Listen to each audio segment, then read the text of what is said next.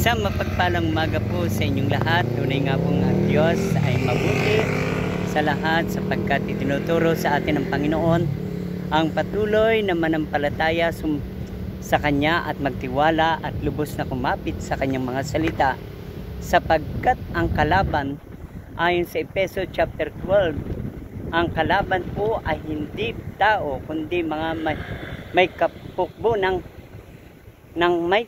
kadiliman, at ito'y makapangyarihan.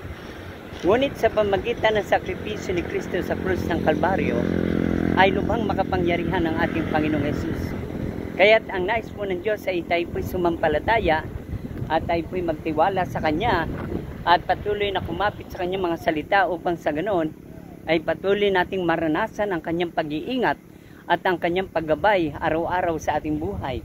Habang tayo namumuhay dito sa lupa, laging ugaliin natin ang tayo po ay manalangin at lagwag magsasawa at patuloy na labanan ang lahat ng gawa ng kaaway sa pamagitan ng ating pananampalataya at pagtitiwala sa ating Diyos na makapangyarihan sa lahat. Loobin na patuloy na tayo ay samahan, ipanalangin natin sa Diyos at tayo laging samahan upang patuloy na tayo laging magtagumpay sa buhay. Sabi po ng Bible, pag dumating ang mga pagsubok, ay tayo bibigyan niya ng lakas at ito'y aalisin niya sa atin.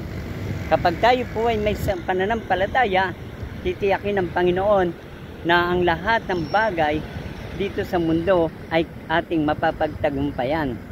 Kaya't panghawakan natin ang Kanyang pangako. Ang pangako niya na nagsasabi, hindi ko kayo iiwan, hindi ko kayo pababayaan. Kaya't mga kapatid, patuloy tayong kumapit at sumampalatay, magtiwala sa Kanyang salita.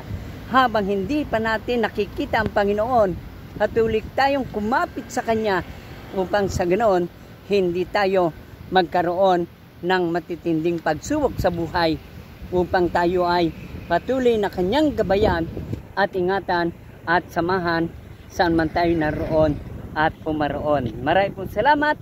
Ang Diyos na nagsabi, hindi ko kayo iiwan, hindi ko kayo pababayaan. Sa pangalan ni Jesus, Amen.